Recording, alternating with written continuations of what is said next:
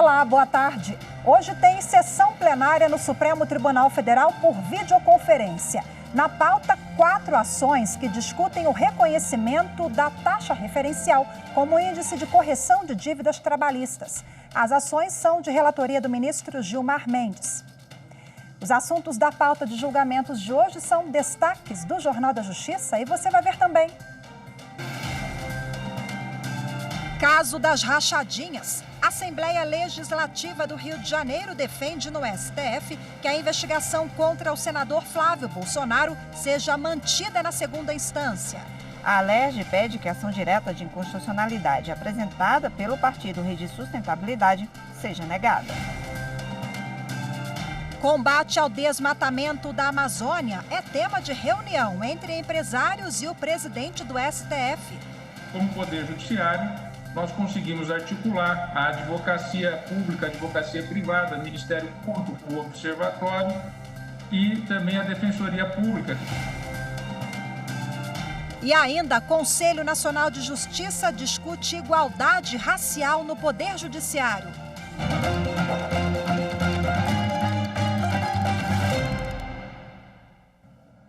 Com autorização da Justiça, a Polícia Federal realizou hoje uma operação de combate ao tráfico internacional de drogas. O principal destino dos entorpecentes eram países da Europa e da Ásia. A organização criminosa ela usava as chamadas mulas para traficar.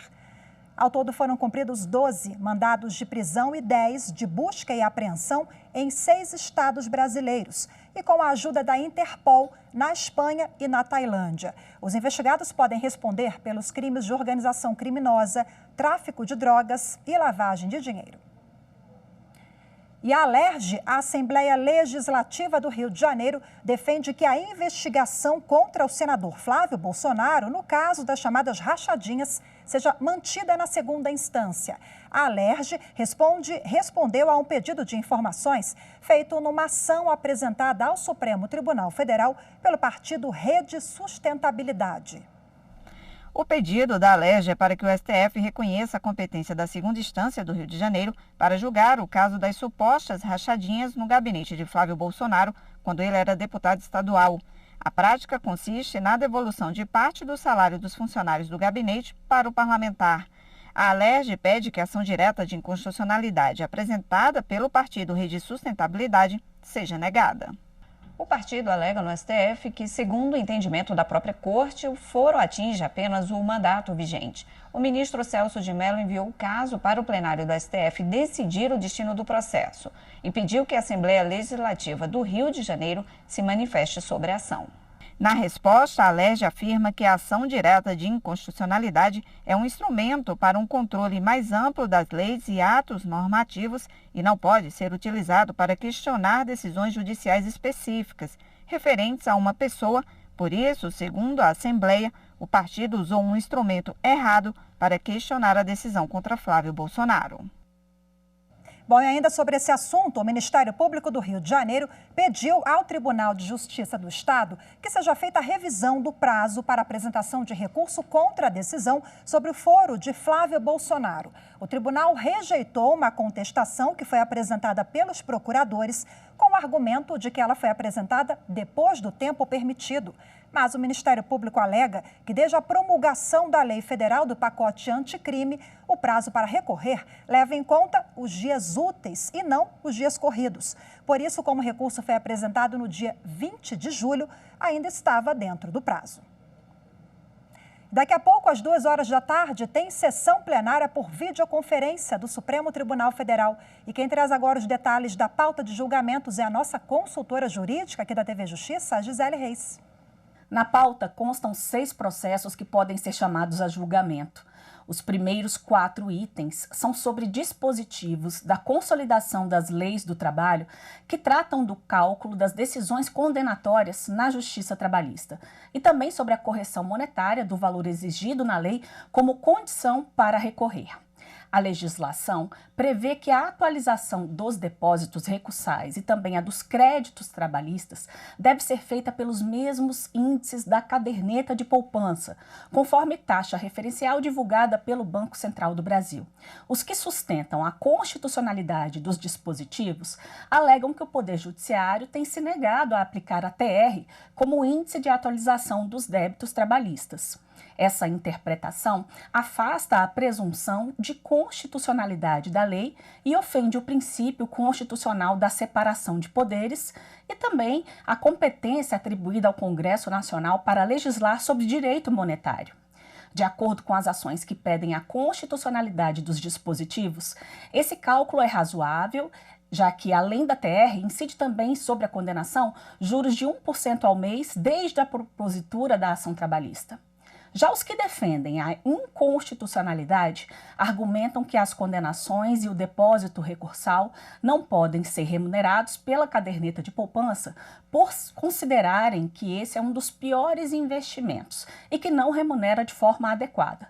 Apontam que a TR não pode ser utilizada como índice de atualização monetária.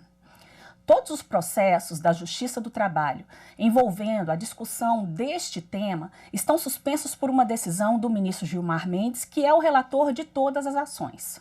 Bom, além deste caso, o Supremo também deve concluir o julgamento de 2 ações que contestam as regras do julgamento da ação direta de inconstitucionalidade e da ação declaratória de constitucionalidade no Supremo Tribunal Federal. Dentre os questionamentos está a previsão legal que autoriza o STF a fixar o momento em que a declaração de inconstitucionalidade produzirá efeitos. Veja a seguir, questões ambientais são discutidas em reunião entre o presidente do Supremo e empresários. As informações no próximo bloco.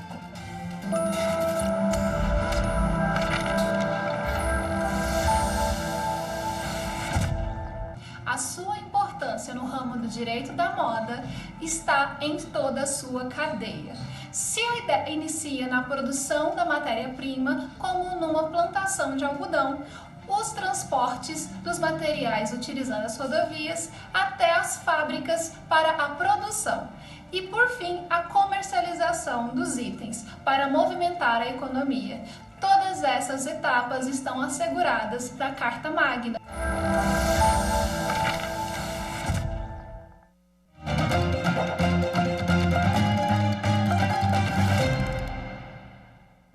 O presidente do Tribunal Superior Eleitoral, ministro Luiz Roberto Barroso, se reuniu no TSE com o ministro das Relações Exteriores, Ernesto Araújo. O motivo? Um convite que o presidente da Corte Eleitoral fará à Organização dos Estados Americanos para acompanhar as eleições municipais.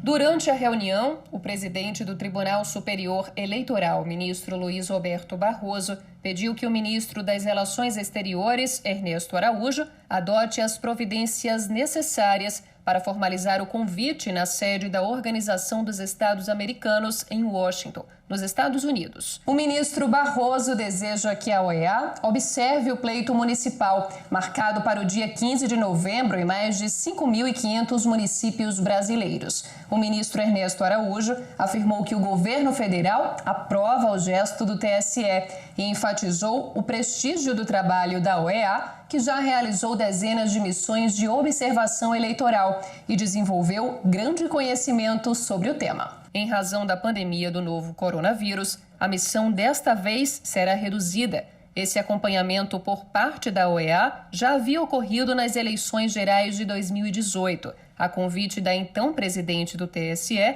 ministra Rosa Weber.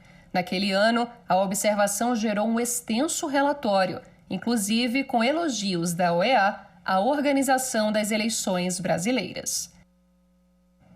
Na noite de ontem, os ministros do STF, o presidente Dias Toffoli e o ministro Luiz Roberto Barroso, eles se reuniram por videoconferência com lideranças empresariais.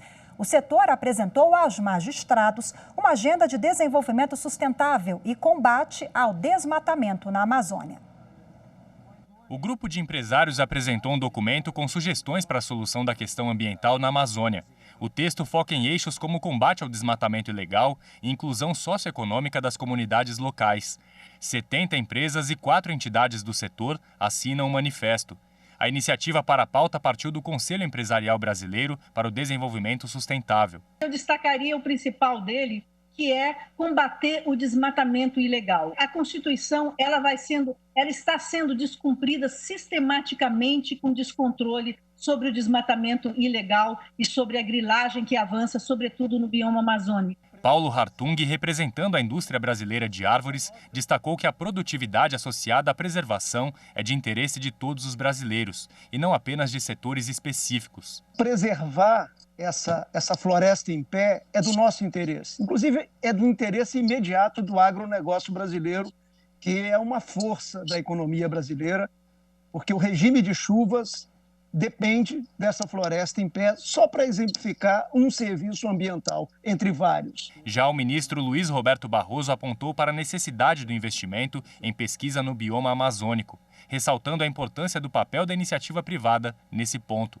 Nós temos que tentar transformar, eu vou falar um pouco hiperbólico, mas a Amazônia uma espécie de novo Vale do Silício, no sentido de que nós precisamos atrair as melhores cabeças do mundo. O mundo não está preocupado com a Amazônia, então acho que nós precisamos reforçar os centros de pesquisa que temos lá, ou criar novos, com capital da iniciativa privada, e trazer as melhores cabeças do mundo para, em vez de irem falar no Fórum de Davos, vir aqui pensar os caminhos que a gente pode utilizar para uma economia sustentável em que a floresta de pé valha mais do que a floresta derrubada. O grupo de empresários também apresentou demandas dirigidas especificamente ao STF, como o julgamento das ações que tenham como tema o novo Código Florestal.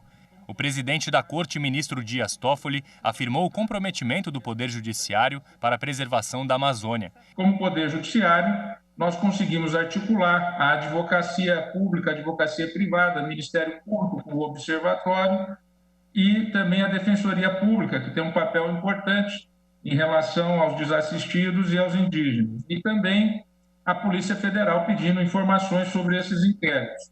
Então, essa integração é extremamente importante. E o Poder Judiciário tem os seus limites, né? Mas nós temos um poder de ação em conjunto com esses atores do sistema de justiça e a integração com toda a magistratura brasileira. E sugeriu ainda a criação de um fórum específico do setor privado para o tema.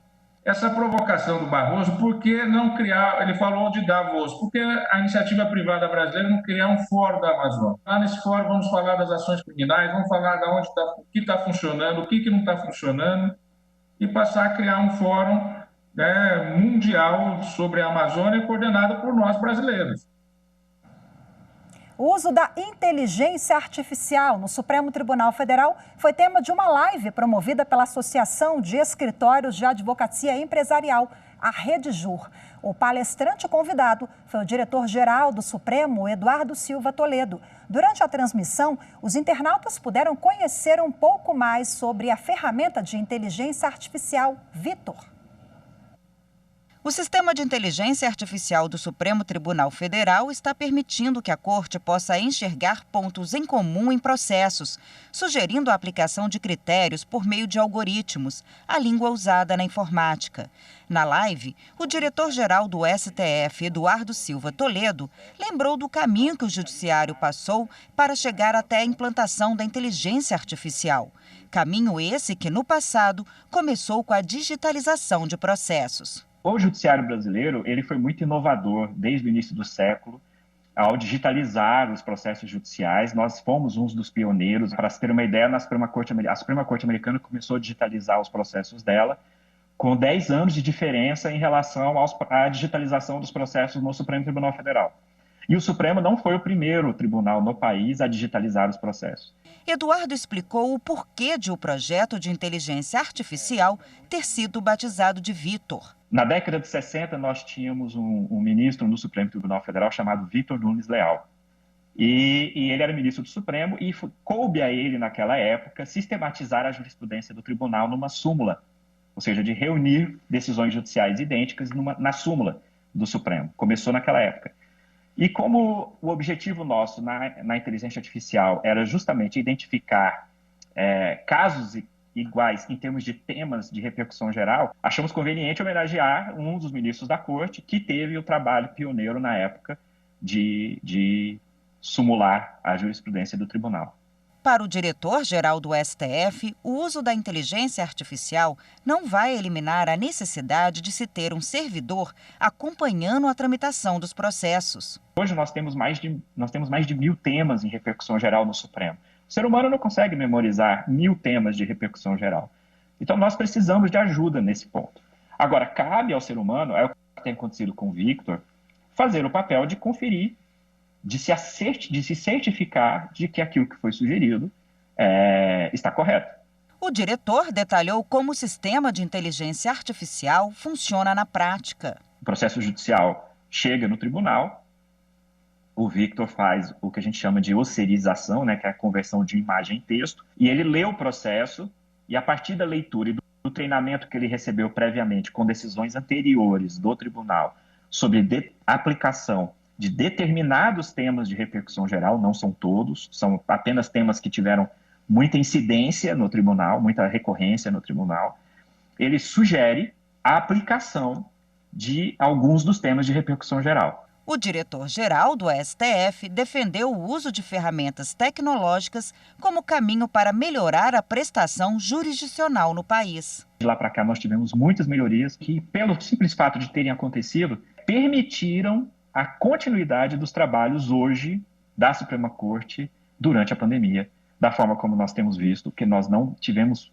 um dia de paralisação, nós não tivemos nenhum prejuízo na tramitação de processo judicial. E isso só foi possível porque nós tivemos essa mentalidade de que cabe ao tribunal mostrar como ser mais eficiente na prestação jurisdicional e no uso de recursos públicos. Bom, e a live sobre inteligência artificial, ela está disponível tanto para quem não assistiu quanto para quem quiser rever o evento. Está lá no perfil Rede Jur Brasil no Instagram. Você vai ver a seguir igualdade racial. É tema de debate online promovido pelo Conselho Nacional de Justiça. Os detalhes em instantes.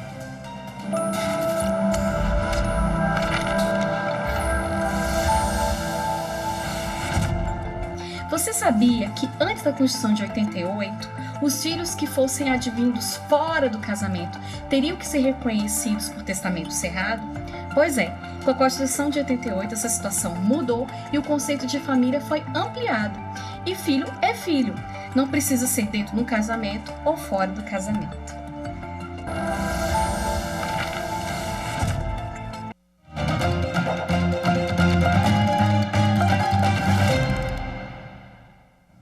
O Conselho Nacional de Justiça está promovendo durante todo o dia de hoje uma reunião pública por videoconferência sobre igualdade racial.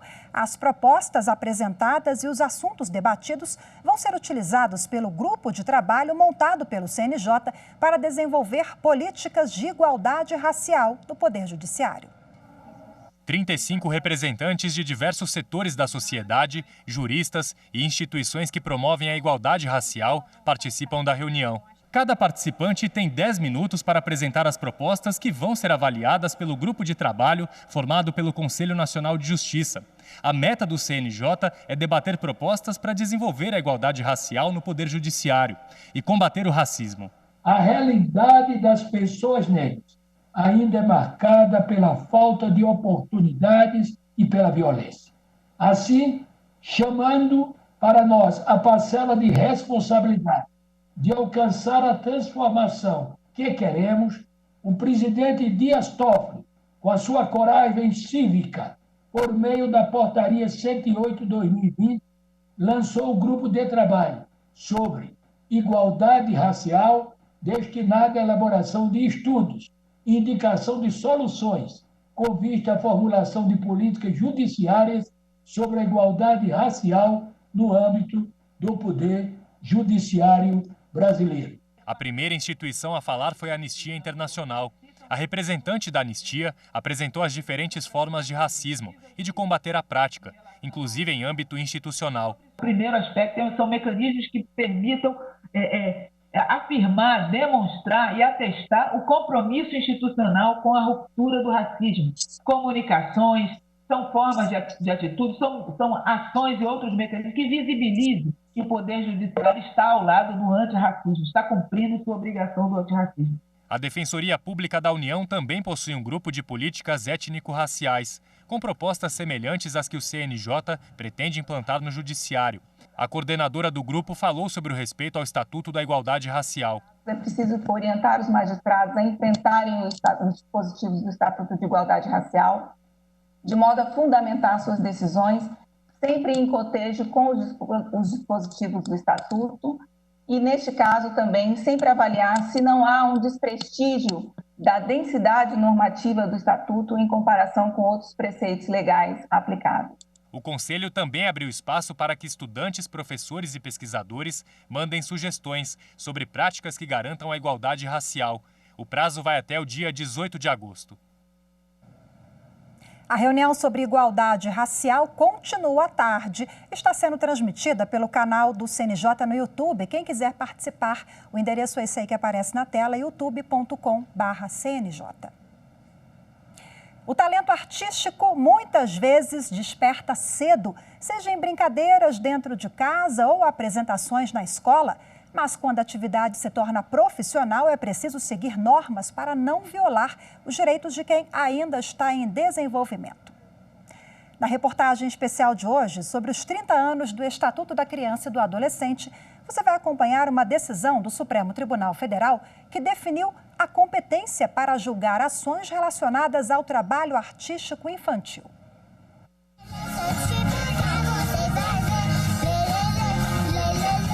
Parece até uma brincadeira, seja cantando, fazendo malabarismo ou atuando, é possível perceber o prazer desses meninos e meninas enquanto trabalham.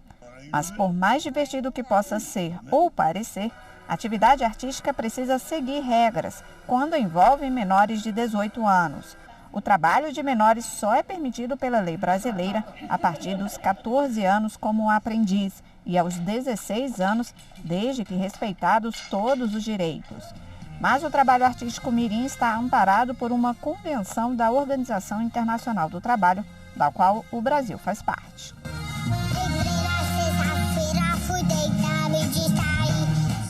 Em razão da ratificação pelo Brasil da Convenção 138 da Organização Internacional do Trabalho, a idade mínima fixada é de 16 anos, mas a partir de 14 anos o adolescente pode ser contratado como aprendiz. De qualquer modo, de 14 anos como aprendiz ou 16 anos como qualquer outro empregado, até os 18 anos, o adolescente ele goza de uma proteção especial em razão da situação em que se encontra de peculiar desenvolvimento. A Convenção Internacional de Trabalho prevê a atividade artística mirim, desde que tenha autorização prévia e no contrato sejam estabelecidas todas as condições para evitar o abuso da mão de obra do jovem.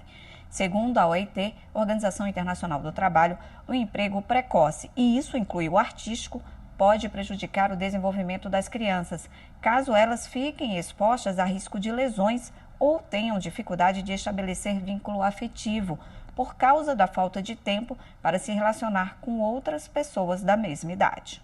Quando os direitos das crianças e adolescentes são violados, apesar de ser uma relação de trabalho, a Justiça Comum é que deve resolver o problema. Foi assim que decidiu o plenário do Supremo Tribunal Federal em 2018. Os ministros julgaram uma ação apresentada pela ABERT, Associação Brasileira de Emissoras de Rádio e Televisão, que questionava resoluções administrativas da Justiça de São Paulo e Mato Grosso, que reconheciam a competência da Justiça do Trabalho para decidir questões trabalhistas envolvendo menores. A maioria entendeu em decisão provisória que cabe à Justiça Comum e não do Trabalho julgar essas demandas. O Supremo não está dando uma resposta definitiva, ele deu uma resposta provisória. Nós estamos falando exclusivamente de uma medida cautelar que afastou o efeito de 2 resoluções administrativas. O Supremo disse, em primeiro lugar, que essa matéria não pode ser regulada por resolução, que ela deveria ter sido objeto de lei. Além disso, ele disse que a Justiça Federal não pode tratar de uma competência que a Constituição expressamente delegou para a Justiça Estadual, que é a da infância e da juventude. Com a decisão, que ainda deve ser analisada em definitivo, cabe ao juiz da Vara da Infância e da Juventude avaliar as condições de trabalho artístico do menor para autorizar ou não. Entre as condições a serem levadas em conta pela Justiça Comum estão o horário e o local do trabalho, se é necessário para o sustento do menor. Segundo esta advogada, ao fixar a competência da Justiça Comum, o Supremo Tribunal Federal deixou claro que o bem-estar da criança e do adolescente deve se sobrepor às questões relacionadas ao trabalho. Como a gente trata de criança e adolescente, tem umas peculiaridades, né? Tanto que a criança e o adolescente ele tem proteção integral. Ou o que significa isso? Ele tem primazia no serviço público, ele tem primazia nas políticas públicas. Então, a questão da educação, né? Várias coisas são pertinentes e quem pode tratar sobre isso é o juiz da infância e da juventude, que ele sabe sobre o bem-estar do menor, né, as características físicas, psíquicas e o que pode e o que não pode em relação ao menor, a criança e ao adolescente. O Jornal da Justiça, primeira edição de hoje, fica por aqui. Lembrando que às 14h tem sessão plenária por videoconferência com transmissão ao vivo aqui pela TV Justiça. Uma ótima tarde para você, tchau, tchau e até amanhã.